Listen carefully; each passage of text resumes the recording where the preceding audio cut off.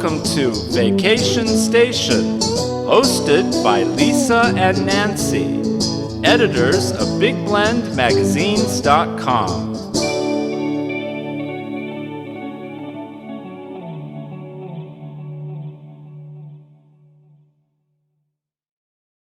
Hey everyone, welcome to Big Blend Radio's Vacation Station Travel Show. This is part 2 of an interview with travel writer Debbie Stone, who we call the Fire Monkey, talking about the Azores Islands. We just talked about Tercera. Did I say that right? Right, Debbie? Yes, did I do did. that? Tercera. I'm Tercera. trying to get there. Like I said in the first episode, that hey, you got to go to the places to get the the correct pronunciation. But today she's going to be talking about São Miguel Island. Did I get that part right? Yes. But I still need to go. After reading your articles and talking to you on part 1, I know I need to go to the Azores. And everyone, her articles are up on blendradioandtv.com. Just type in Azores, Azores, and you'll be able to find them there. But everything is linked in the show notes. So São Miguel is known as the Green Island. So is this like the Ireland of Portugal? It looks like it from the photos. It is like an Ireland, Iceland, Hawaii meld is what I think it is. Ooh. And, a lot of lush landscapes, a lot of green hills, and it is this is the island in which the international flights would come.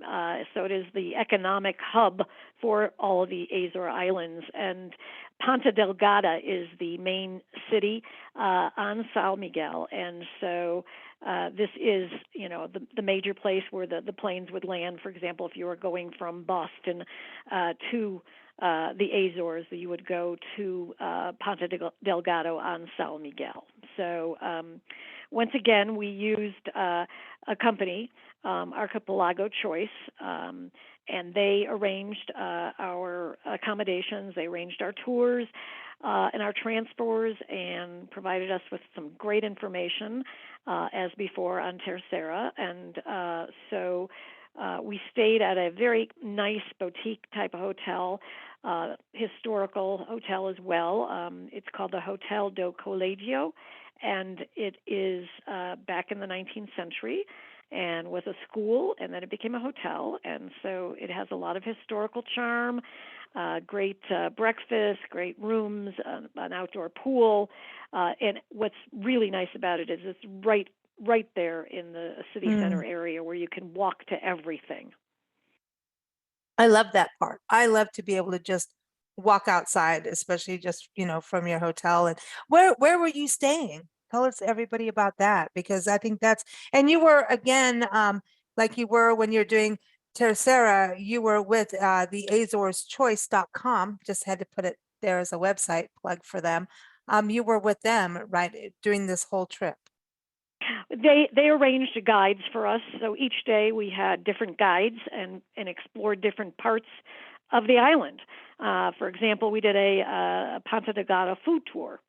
So it was kind of a walking tour of the town of Ponta Delgado, and we stopped and we looked at a lot of different historic places and went inside some of the churches, the cathedrals, there is a Jesuit college campus. There's a convent to go into, the city gates. So our guide was very good about talking about all the history, and as well as then we had a wonderful meal that was a lot of the specialties of the island. So it was a really nice combination of walking, history, and food, which I mean, how can you not like that? I know, and you're downtown in the hotel, the Ponta Delgada Hotel do, say that? It's a Hotel do Colégio. Oh, she said it. So that's the hotel we stayed at, and it's right there, blocks to everything, very close to everything. So it's a city that you'll really enjoy. It's got a lot of beautiful centuries-old architecture. I love the cobble streets. They're marked by different stones. So the different pattern of stones we found out is to help. They made them to help the intoxicated sailors find their way home. Oh my gosh, this is my stone. Follow the stone, not the North Star. Follow the stone. Oh my gosh. Exactly. Oh my gosh, that's hysterical. I love that. But doing a food tour in these tours, we talked about it before, in part one. So everyone, you've got to go to part one. When you were talking about Tercera, you were talking about dairy and, that was a huge deal. They have happy cows over there. Did that extend over to where you were here in, I'm going to get it, I got to say it right, Sal Miguel. Yes. Making sure. And, um, there are specialties there at the local restaurant that we ate at. We had limpets. I didn't even know what limpets were. They're like it's a seafood. Yeah, Shelf food. yeah. Yes. Have you heard of limpets? Oh yeah, they're on rocks and Right. some like they're like a barnacle but like flatter and longer.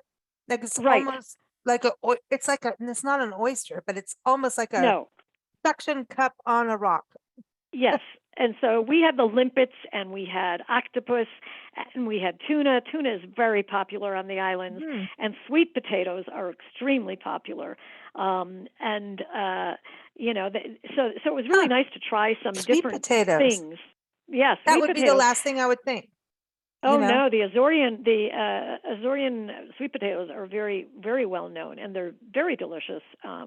So that's usually a lot of the meals are accompanied by sweet potatoes, at least the ones I had. I'm in. And so pineapples there too? Oh yes, and basically pineapples don't grow in the ground. They're like naturally they grow in greenhouses. So Hmm. we visited a pineapple plantation, so to speak. But pineapples were, and we saw the different stages of the pineapples, and they were all in greenhouses. So that's how Hmm. they're grown there. And it's a special. It's a special treat. A lot of times you have pineapple for dessert, and once again you have pineapple liqueur or pineapple jam or jelly. And but it was very interesting to find out that the pineapples are actually grown in the greenhouses. Wow, this is amazing. I didn't know because even I was asking about, well, I wonder if that's a connection to South Africa. So I wonder how the pineapples got there. Were they Well, they you probably ate got them? there by trade, Yeah, yeah. by exploration and explorers going to various places and bringing it back. Mm. Because I mean, Portugal was huge in trade. I mean, they really were. Oh, and But they were huge in exploration of all over the world. So it makes sense that they would have brought something back like that. oh man, did you taste any? Oh yes, of course. And I have were they I have a good? liqueur. They're very sweet. Yeah, Oh, they were delicious. Yeah, yeah. It was. Yeah, they're available on many different menus, and so you can find do them they also put in them in different their stores. pastries? Because I know you were eating a lot of paste. I'm not saying that. Listen, Fire Yes. Monkey is allowed to be a little piggy when she travels because she's a fire monkey and she hops, skips, and jumps everywhere.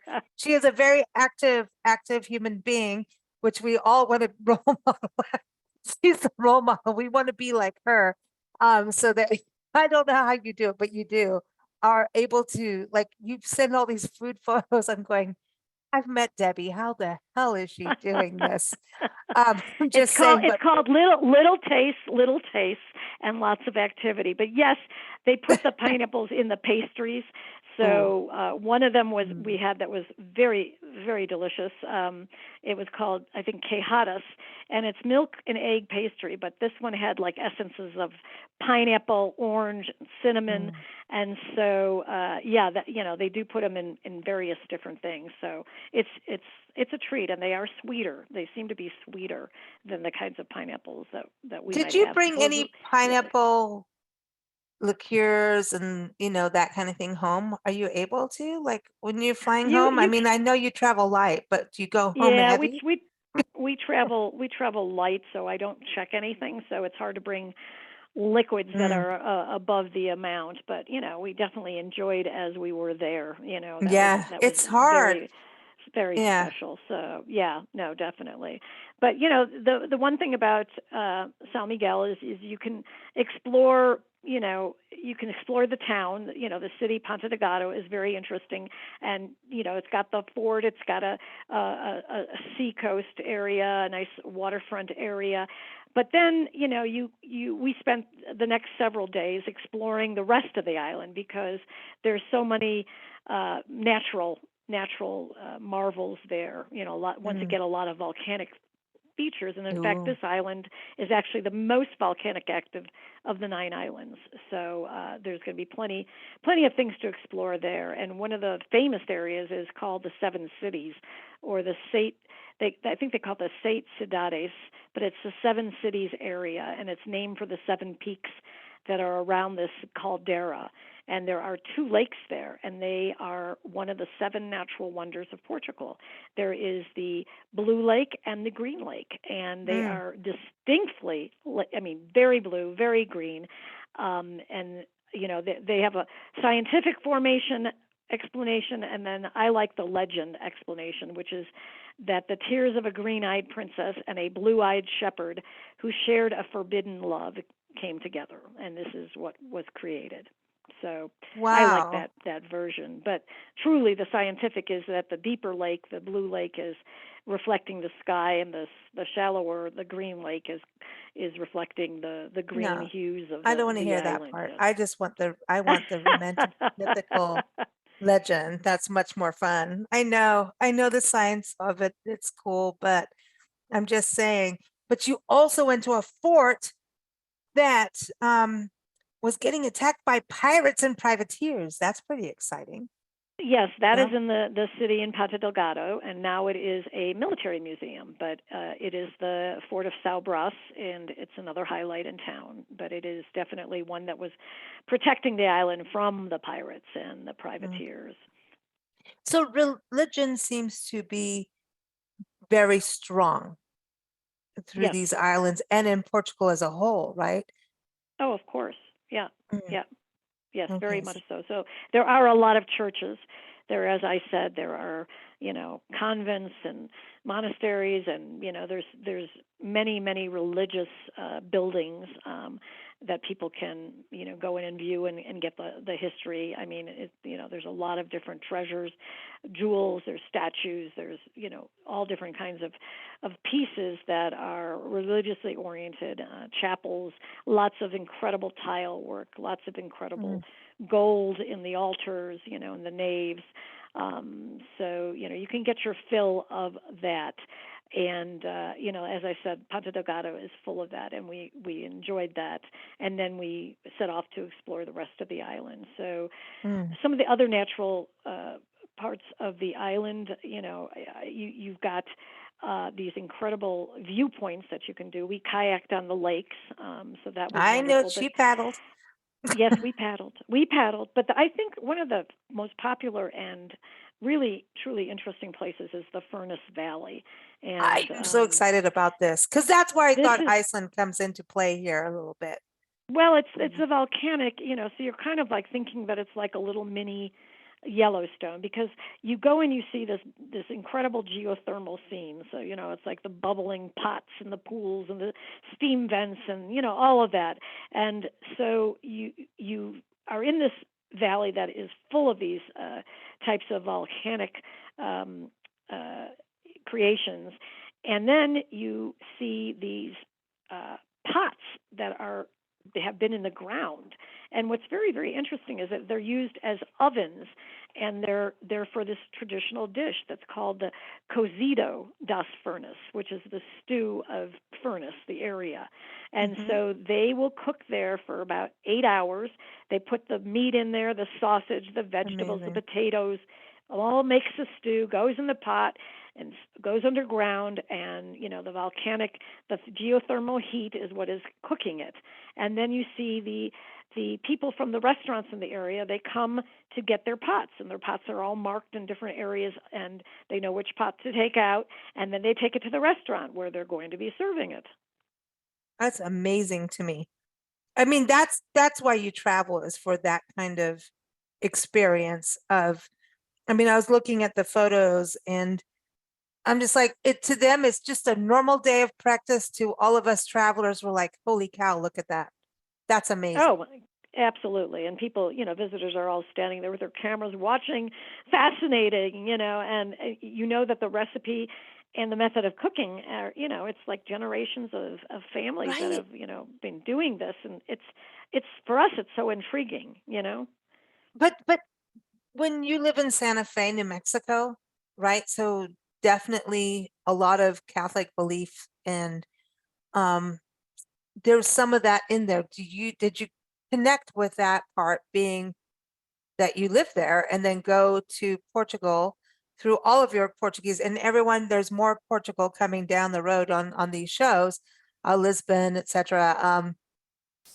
But did you kind of feel kinship Well, I think from that there's a deep rooted history here in Santa Fe where I live, like you mentioned.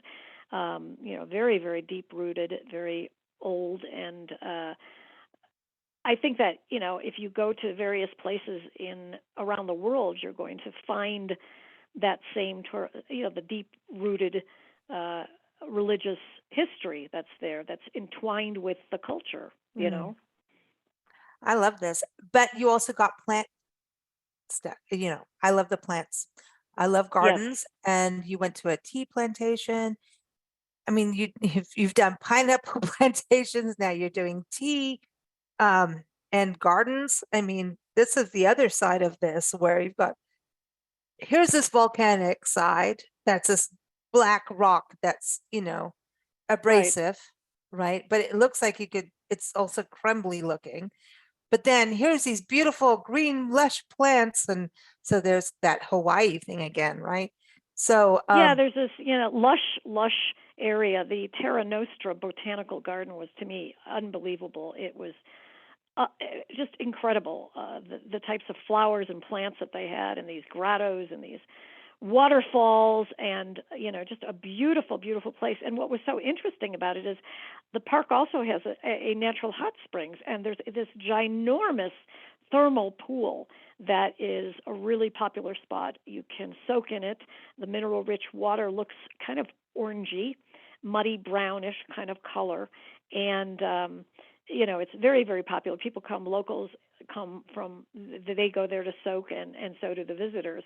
But the park is it's a very lush and beautiful place. And like you mentioned, we went to a tea plantation, the Goriana tea plantation, and it was the oldest tea factory in Europe that's still in operation. So wow. we got to see how it was processed, and you can go through the whole thing from the picking to the packaging, and then you can sample some of it as well. And it was fascinating. They do black and green tea, and it's because of the volcanic soil and the climate, the mild climate, that is ideal for the production of this organic black and green tea. Oh my gosh, but the oldest in Europe. That's huge. That's a Yes, that's a that's a big claim, you know what I mean? And real. I don't mean right, claim like they stake their claim and it's real, not like you know, it's that's absolutely. amazing. That's huge. Yeah. Did you kind of pinch yourself going there?